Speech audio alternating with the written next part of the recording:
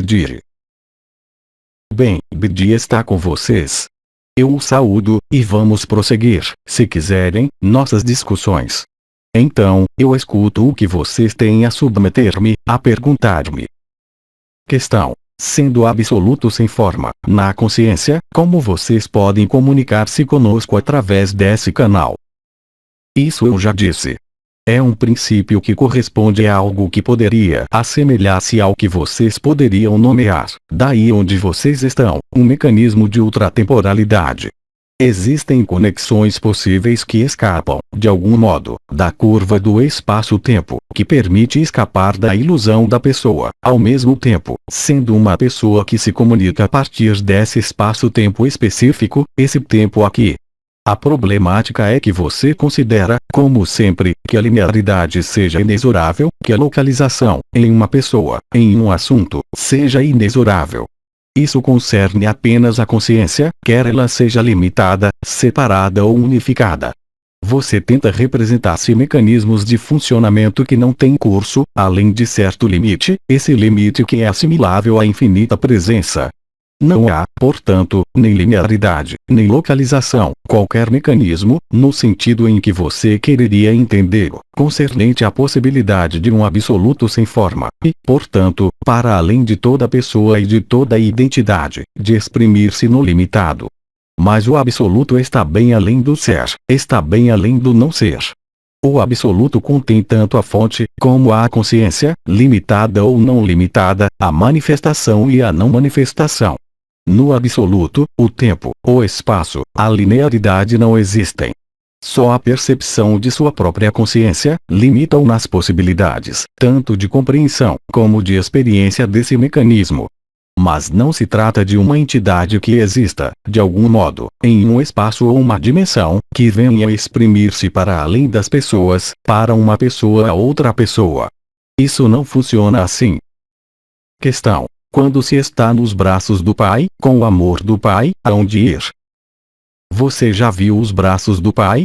Qual forma de representação pode existir através dessas palavras, se não é a existência de uma limitação? Parar nos braços do Pai, parar na fusão na luz, é ainda um ato da consciência e um estado da consciência. O absoluto não se importa com isso. Obviamente, você é livre para repousar no que você concebe ou chama os braços do Pai. O que é que o Pai e o que é que os braços do Pai vêm fazer aí, se não é uma crença ou uma metáfora, exprimida por seu cérebro? Se se trata de um sujeito, mostre-o a mim.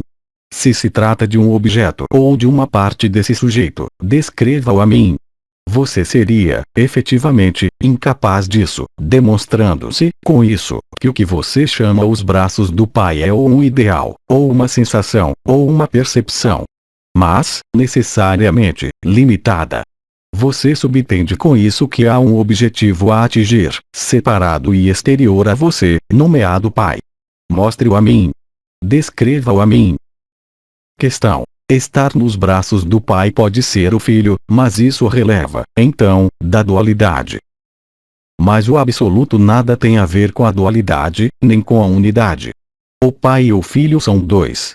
Eles têm necessidade de um terceiro termo para, novamente, ser um. Onde está o terceiro termo? Descreva-me. Você ouviu.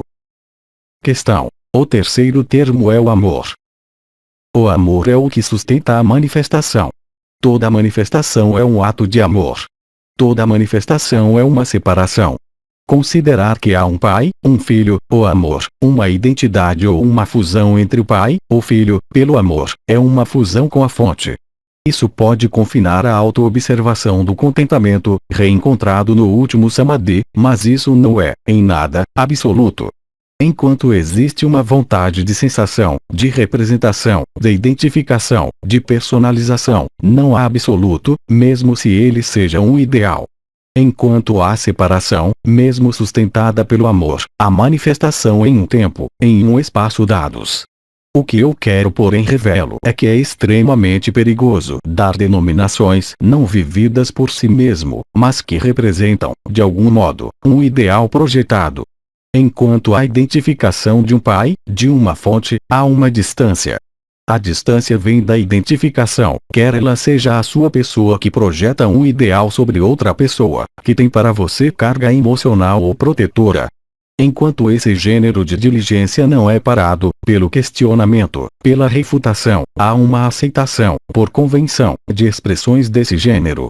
Então, quer você o nomeie o Pai, Brahma, Vishnu, qualquer que seja a denominação, assim que há denominação, há ideação, projeção, separação. O absoluto não é, de maneira alguma, concernido por esses jogos de manifestação, porque é, justamente, no estado de consciência, quando não existe mais manifestação, mundo, identidade, representação, ideal, objetivo, que você é absoluto. Agora, é claro, cada um de vocês é livre para contemplar-se em uma forma, para aderir a outra forma ou a outro ideal, mas, enquanto isso existe, o absoluto não pode ser ou não ser. O absoluto não é isso. Questão: vertigens ligadas à onda de vida assinalam a subida dela ao bindu? Quem pôs essa afirmação? A vertigem, qualquer que seja, não pode ser, em caso algum, um testemunho fiável da subida da onda de vida, porque quando a onda de vida, ou o néctar dos deuses, está instalada, inteiramente, a consciência não pode mais ser identificada a qualquer corpo que seja, quaisquer que sejam os sintomas, as manifestações, podem haver múltiplos deles, o absoluto não é concernido por isso. A vertigem não é o testemunho da onda de vida. O único testemunho fiável é que, quando a onda de vida lançou-se e atravessou o conjunto desses sacos de alimento, como mental, então, a consciência torna-se, primeiro, livre, na última presença ou na existência. E em seguida, ela se estabelece para além de todos os sacos, para além de todos os mundos e de todas as dimensões, aí, onde nada pode ser dito. Mas qualquer que seja o sintoma concernente a qualquer parte do saco, o absoluto, em nada, é concernido por isso. Como vocês viveram, existem muito numerosas manifestações que são a resultante de um reencontro entre o que é limitado e confinado, o saco mental e o saco de alimento, com, se posso dizê-lo assim, uma parte de vocês que não é limitada. Desse reencontro resulta o que foi nomeada a consciência vibração ou luz vibral. Mas há, ainda, naquele momento, uma distância entre a luz vibral e vocês, porque, justamente, vocês a percebem. A percepção é ligada, justamente, à presença dos dois. Do reencontro entre o saco ilusório, de alimento e mental, e o saco que serve de veículo, de acordo com uma determinada dimensão. A reapropriação do eu sou, liga a consciência ilimitada à consciência limitada, mas nenhuma dessas duas consciências é absoluta. Nenhum sintoma concernente à consciência, ou ao saco de alimento ou mental, é concernido pelo absoluto. O absoluto com forma é um mecanismo além de tudo que pode ser descrito. Aquele que ali está não tem necessidade de nada, porque ele ali está, para além de todo ser e de todo não ser. Questão: pode haver, conjuntamente, uma subida da onda de vida e uma descida do manto azul da graça? Isso é muito possível. Muitas manifestações ligadas à luz vibral podem impactar o saco de alimento e o saco mental. O conjunto do que lhes foi descrito, em especial pelos anciões e as estrelas, pode encontrar-se ativo, em tempos sucessivos, ou ao mesmo tempo, de acordo com o olho da consciência. Esses testemunhos, inscritos no saco de alimento e no saco mental, são marcadores, mas enquanto vocês conservam esses marcadores, o absoluto não pode ser estabelecido. Questão: qual é a diferença entre o corpo de existência e o corpo etéreo? O corpo etéreo é a primeira estrutura sutil ilusória que duplica o saco de alimento. Esse etéreo é amputado, uma vez que ele não tem a consciência e a capacidade para ir além de certos limites. O corpo de existência é uma forma plástica, móvel, não identificável, não fixada em uma forma precisa, que serve de veículo no conjunto de estratos intermediários nomeados dimensões. A interação dessa forma móvel com o corpo etéreo traduz de algum modo, uma junção entre dois níveis de realidade ilusórios. O absoluto, todas as proporções mantidas, poderia representar de algum modo, um suporte não limitado e não limitante, de formas plásticas e móveis de todas as dimensões. Questão: Quando se sente um buraco negro no chakra do coração, em todo o peito, é preciso refutá-lo ou cair dentro? Seria preciso, primeiro, que você me dissesse o que você chama um buraco negro. Qual é sua representação disso? Sua percepção. Questão: um turbilhão, um pouco como os buracos negros de estrelas. Você já foi ali? O absoluto não pode ser definido por qualquer percepção. Toda percepção pertence a uma experiência. Existem, de algum modo, espaços mais localizados, que podem ser preliminares à passagem nesse não estado, que não é uma passagem, que é o absoluto. Estes diferentes testemunhos, não do estado absoluto, mas que possam indicar uma forma de preparação a esse estado além de todo o estado, podem ser representados por uma percepção, quer essa percepção concirna ao coração, aos artérios, às costas em todas as suas partes, mas como eu disse tudo isso é apenas o espetáculo. Enquanto você permanece na observação, mesmo de mecanismos os mais sutis, acompanhada, mesmo, da alegria a mais intensa, a percepção, a manifestação, e o absoluto não pode ser, porque para que haja percepção e observação, é preciso que haja um observador. Se há um observador é que há, ainda, um teatro. É o observador que deve desaparecer, também.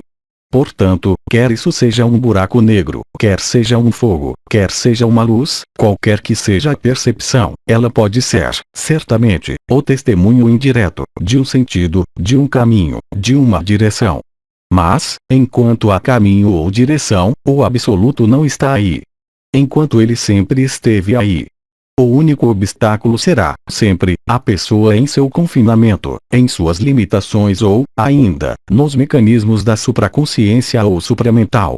Tudo isso são apenas agitações que fazem crer à própria consciência que ela se dirige para um objetivo.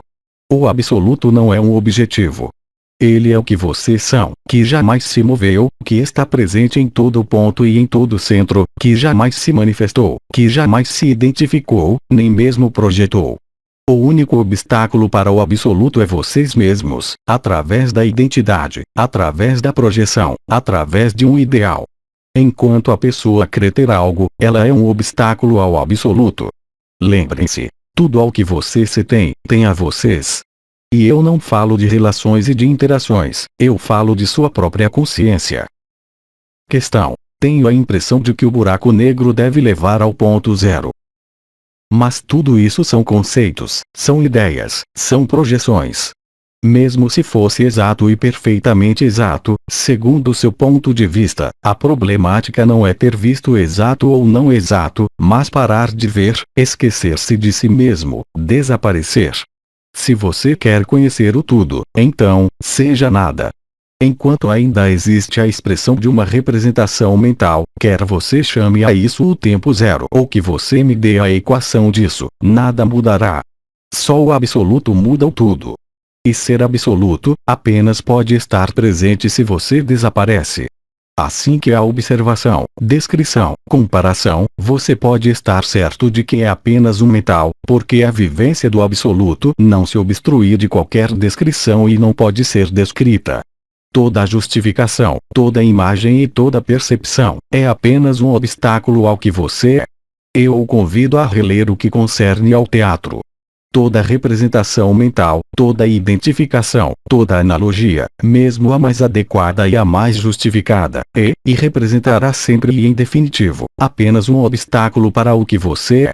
Tente apreender o que é sempre o jogo da consciência, quer seja na observação de uma paisagem, seja na vivência da paisagem, ao nível vibratório. Tudo isso representa apenas projeções, exteriorizações, seja na consciência limitada ou ilimitada. Não é, jamais, uma sucessão de experiências, uma sucessão de observações. Não é, jamais, o fato de querer percorrer um caminho, que libera do caminho. Só eu sou um pode ser uma preliminar, mas a preliminar não é nem indispensável, nem obrigatória, nem o testemunho de qualquer progresso. Isso pode, no máximo, representar um impulso para ir mais longe, uma vez que não há mais longe, ou seja, parar de ver um caminho e de crer que há um caminho qualquer. A evolução concerne apenas a pessoa e a personalidade, mas, jamais, a personalidade encontrará saída enquanto ela existe. Questão: na ilustração da peça de teatro, onde se situam a alma e o espírito, a personalidade é aquela que atua na cena, a alma seria o observador que se crê o destinatário do que é observado e de um princípio alterado e de qualquer evolução, de qualquer melhoria. O espírito é o conjunto do teatro. O absoluto é o momento no qual não há mais teatro. Enquanto você crê ser tributário, dependente de uma alma, você está confinado. Enquanto existe um observador, há uma infinidade de experiências que não podem, jamais, tomar fim. Ora, enquanto a experiência não toma fim, o absoluto não pode ser vivido nem visto. A alma é um intermediário. O espírito é um veículo. Tudo isso é apenas efêmero. Enquanto há vontade, ou ideia, concernente a um corpo, a uma alma e a um espírito, há limitação. A consciência religada à observação é, sempre, tributária de uma condição. Enquanto há uma condição, não há absoluto. Questão: o que é da relação entre espírito e última presença? Do mesmo modo que a alma pode estar voltada para a matéria, para a materialidade ou para o espírito, do mesmo modo, pode estar voltado, mesmo se a palavra não seja adaptada, orientado para a alma ou orientado para as primícias do absoluto. Quando dá orientação para as primícias do absoluto, isso é a infinita presença ou última presença. A presença, ou eu sou, como eu sou um, traduz, de algum modo, a reunificação das três partes distintas e ilusórias: corpo, alma, espírito. Questão: a dissolução é ser tudo, nada, ou os dois ao mesmo tempo?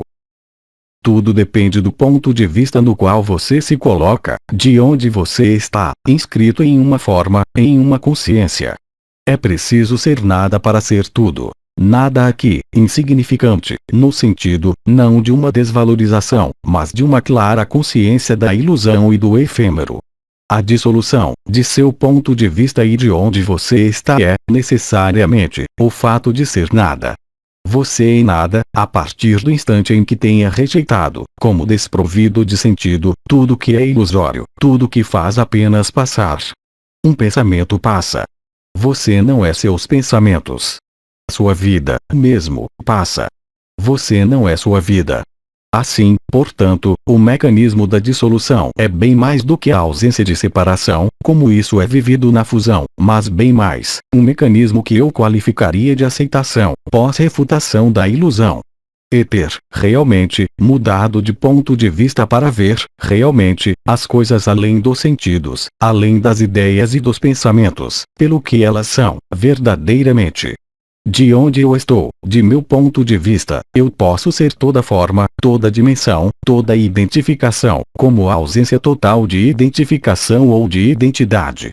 Mas não existe qualquer meio para sua consciência, como para seu cérebro, de tentar compreender o que isso é, ou de considerar qualquer mecanismo que conduz o princípio do questionamento, da investigação, da refutação, que permita ver claramente.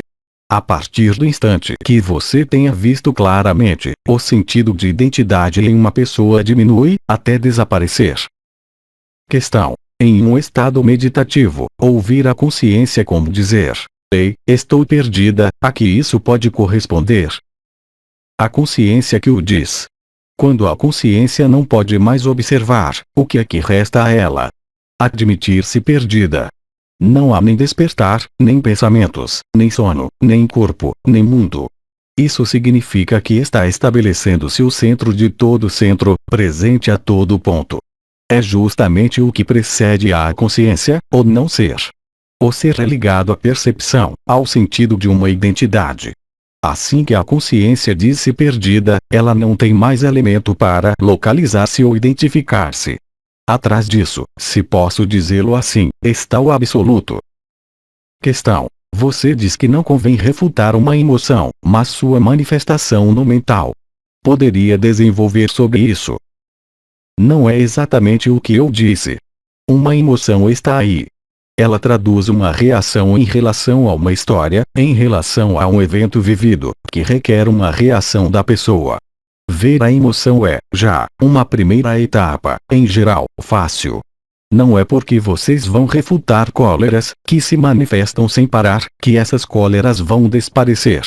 Nem aceitando-as, nem recusando-as, nem refutando-as. Não é mais tempo, por outro lado, no que vocês vivem, onde quer que estejam, de passar esse tempo a atuar, ainda, muito tempo no observador.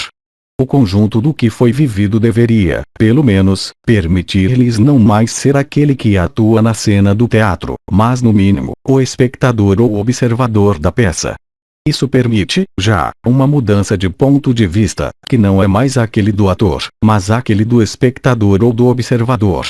O observador ou espectador pode viver, sentir ou traduzir uma emoção em relação com o que acontece no jogo do ator, mas em momento algum, o observador toma-se pelo ator. É isso, a mudança de ponto de vista. Nessa mudança de ponto de vista, concernente às emoções, o observador pode sentir e viver as emoções, por simpatia ou antipatia, por ressonância, se você prefere. E, portanto, uma emoção que é observada a partir do observador, ou seja, a partir do mental.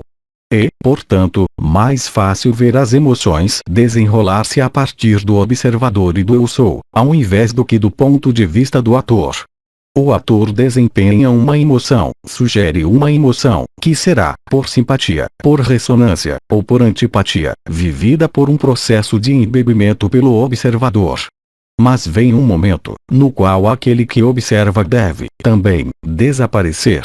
A etapa de hoje, após ter visto, após ter observado, após ter vivido, coloquem-se a questão da permanência de tudo isso. Uma emoção aparece e ela desaparece. Uma reação ou um acompanhamento mental da emoção aparece e nasce em algum lugar, e desaparece, também. Nenhum desses elementos, ligados ao desenrolar da peça, ou à observação da peça é absoluto. Aí está o modo correto de mudar de ponto de vista e, em definitivo, superar o questionamento, a refutação e conduzir, de algum modo, ao não movimento, ao não estado, ao não eu sou. Questão: é o mesmo processo a aplicar nas perturbações físicas? Há um perigo: é de negar a existência do saco e de um de seus sintomas. Simplesmente, se vocês mudam de ponto de vista, sem negar a falibilidade desse corpo, através mesmo do aparecimento de uma doença, será porque se vocês aceitam não mais ver a doença, ela vai desaparecer? Não. É preciso estar lúcido de que o que se desenrola nesse saco, mesmo seu fim, não lhes concerne. Enquanto vocês são parte, vocês reagem com o saco e mantêm, através do sofrimento, a própria presença do sofrimento, qualquer que seja. A mudança de ponto de vista, sem negar uma doença ou um problema, não é pôr de lado ou pôr à parte, mas, simplesmente, aceitar que vocês não são concernidos. Naquele momento, qualquer que seja a manifestação do sofrimento, de sua deficiência, vocês não são mais afetados. O sofrimento não pode mais afetar o que vocês são. O sofrimento é uma resistência ligada às forças de confrontação, presentes nesse corpo, nesse saco, nesse mundo, que é, obviamente, totalmente ausente, assim que não haja mais separação, para além, portanto, desse mundo. Mudar de ponto de vista, também, em relação a isso, em relação a esse sofrimento, permite, justamente, sem negar o que está aí, não mais ser afetados por isso, de maneira alguma. Enquanto vocês se creem tributários de qualquer limite, vocês o são, porque ser tributário de um limite mostra que a consciência está nesses limites. Mas, como vocês sabem, existe uma consciência não limitada. É a primeira etapa, mas isso não é tudo. Questão: o ser sem consciência de identidade existe? Assim como você, o absoluto não pode existir. Existir é, já, limitado. A vida desenrola-se sem sua intervenção. Esse saco apareceu um dia, ele partirá um dia. O que restará dele? Nada. É você o que desaparece. É você o que se move. É você quem observa. Você pode escolher todos os lugares, mas, enquanto você ocupa um lugar, você não é absoluto. Apreendam, efetivamente, o sentido de minhas palavras.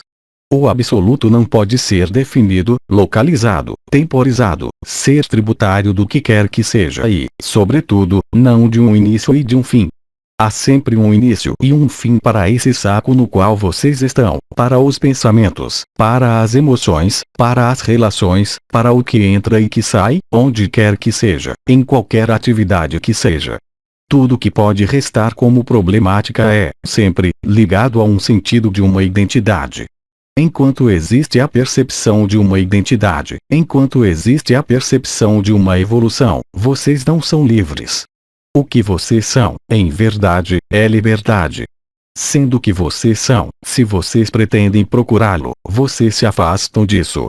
Assim é a consciência, quer ela seja limitada ou ilimitada. Ela não escapa de suas próprias regras. Sem consciência, não observação, não ser, não eu sou. Mudar sua localização e seu ponto de vista põe fim ao jogo da consciência. Não há outra possibilidade de sair desse efêmero sem fim, mas que será sempre apenas efêmero. Eliminem tudo que tem um início e um fim, ou seja, o conjunto do manifestado, e vocês serão absolutos. Essa eliminação não é, eu repito, o fato de negar o que é, mas, bem mais, colocar-se fora do que nasceu, fora do que interage, fora do que aparece e desaparece. É isso que vocês são. Tenham a humildade de reconhecer que toda forma de conhecimento nesse mundo é apenas uma vaidade e uma ignorância. Não há outra escolha possível para o absoluto. Questão: a alegria inefável e o amor infinito fazem parte do jogo da consciência? Sim. O absoluto é o que permite tudo isso. Mas ele não é tudo isso. Ele é bem mais do que tudo isso. Em definitivo, e para redizer o que eu exprimi em numerosas reprises, aquele que é absoluto conforma, sábio, instantaneamente, porque ele perde todo o sentido de uma identificação a esse corpo, a essa pessoa, a esse mundo e a toda a consciência. Aí está a paz suprema, e em nenhum outro lugar. Questão: o que aconteceria se todas as consciências se tornassem absolutas? Mas vocês o são, todos, já, absolutos. Produzir-se é exatamente a mesma coisa que se produz quando você dorme. Não há mais interação com esse mundo. Esse mundo desaparece. Ele é, por vezes, substituído pelo que vocês nomeiam o mundo do sonho. Quando todas as consciências que interagem dormem, será que se pode efetuar uma ação? Não. O mundo desapareceu para todas essas consciências no momento em que elas dormem. O mundo resulta apenas da interação dos sonhos e de projeções de cada um, aos quais vocês dão peso, aos quais vocês aderiram, até negar ou desconhecer seu estado real. É isso que induz a noção de busca, acoplada ao medo. Como o que jamais nasceu, o que não desaparecerá, jamais, pode ter medo? Isso lhes mostra, justamente, que quando vocês ignoram que vocês são, vocês procuram, vocês creem procurar, vocês creem sofrer. Aquele que para todos esses movimentos, todas essas manifestações, saindo desse saco mental, como desse saco de alimento, como de toda a consciência, percebe o que ele é. Ele é liberado. Ele é o conhecimento. Todo o resto são apenas projeções. Aquele que é Junami não pode colocar-se a mínima questão sobre o sentido de sua identidade, sobre o sentido de qualquer sofrimento, de qualquer mundo. Ele ali está, mas ele não é concernido. Isso não quer dizer que ele renunciou ao mundo, ele deixa esse mundo pelo que ele é, ele deixa esse saco de alimento nutrir-se, ele deixa esse saco mental interagir, ele deixa o espectador olhar, ele deixa o ator atuar, mas o fato de não ser mais identificado, muda tudo. A única paz está aqui. Ela não está alhures. Porque quer você seja o espectador ou ator, vocês serão sempre afetados, de uma maneira ou de outra, pelo início e o fim do espetáculo e pelo conjunto de interações. Aquele que é liberado não é mais afetado por isso, mesmo se isso se viva. E aquele que é absoluto não pode mais duvidar um segundo, nem colocar-se a mínima questão sobre o eu sou, sobre o limitado e o ilimitado, sobre o absoluto. Em resumo, eu poderia dizer que a consciência é o que mascara o absoluto, mas vocês são livres de experimentar todas as consciências, mas todas as consciências não serão absolutas. Elas aí estão incluídas, ser, como não ser. ser absoluto, esse estado além de todo estado, confere Shantinilaya. Shantinilaya não pode ser afetado por qualquer contingência, tanto desse corpo, como desse mundo. Certamente, há obrigações à forma, há obrigações à interação dos diferentes sacos, mas isso é vivido sem qualquer identificação, sem qualquer possibilidade de alterar o absoluto. Questão: o planeta Grelha faz parte do sonho. Ele provocaria esse estado de consciência para a humanidade inteira. O reencontro com a luz vibral é o reencontro com o que vocês poderiam nomear o Pai, ou a Fonte ou o Espírito Santo. É o reencontro com o Brahman. Mas Brahman não é para Brahman. É simplesmente a reinserção na consciência de sua ilimitação como possibilidade de observação. O absoluto não pode vir. Ele já está aí. O absoluto não é algo que venha ao seu encontro. Ele já está aí. O absoluto não se importa com o planeta Grelha, com a explosão desse planeta, com sua alienação, com o desaparecimento de todos os universos, como de toda a dimensão. Portanto, o que vocês nomeiam o planeta Grelha, não é o absoluto. É o reencontro com a fonte. Questão: quando se está no estado de ficar tranquilo, haveria uma técnica outra, que não de esquecer-se a si mesmo, para colocar a consciência em lugar nenhum? A consciência apagar-se-á por si mesma. Ela já se apaga quando você dorme. Fora a consciência do sonho, será que sua consciência tem consciência, se posso dizer, do que você fazia quando você dormia, fora do sonho? Não. Assim, portanto, a consciência observa, de onde ela está, o desaparecimento do corpo, dos pensamentos, das emoções, mas ela está aí, ela observa. Sair do observador é desmascarar o que sempre esteve aí, que jamais se moveu, que jamais se manifestou, no sentido em que vocês concebem. A própria ação de querer fazer cessar a observação é uma reação. Além do ficar tranquilo, quando o conjunto de sinais da consciência, do corpo ou do saco mental, ou das emoções, ou de funções fisiológicas desaparece, quando a consciência, como foi dito há pouco, perde-se, então vocês se encontram. Mas querer agir no observador, na meditação, para nada serve. É preciso deixar a fase, que vocês poderiam chamar de adormecimento ou de despertar pela manhã, produzir-se. O mistério, se posso falar assim, está aqui, no instante preciso em que a identidade desaparece no sono, no adormecimento ou no acordar, quando o sentido da identidade não está ainda presente. Aí está o que eu nomeei o basculamento. Questão: a infinita presença é também o absoluto? Se é a infinita presença é, portanto, qualificada. Tudo que é qualificado não pode ser absoluto. Há ainda um observador que observa a infinita presença. Portanto, o absoluto é absoluto. Ele não é absoluto ou última presença, enquanto há presença.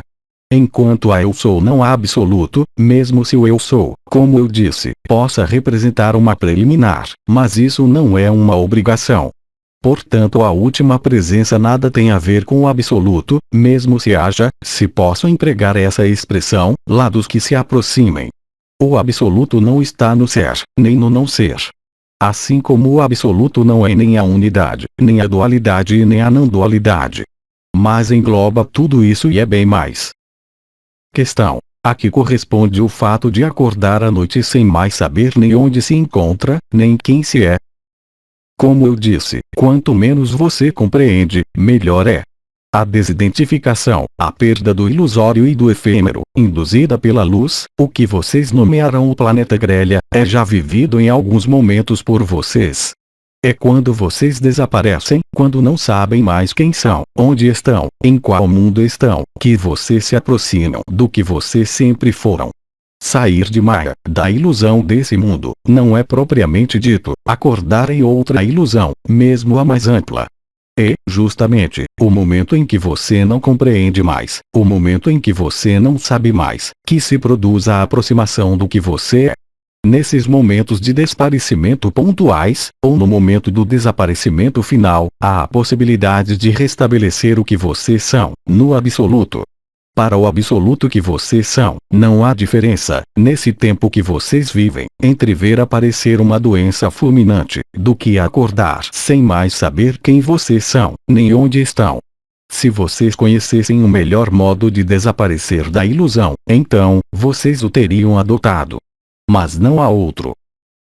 Questão. Esses momentos são pontuais e, apesar do fato de que a consciência procure estabelecer-se nesse estado, ela não consegue.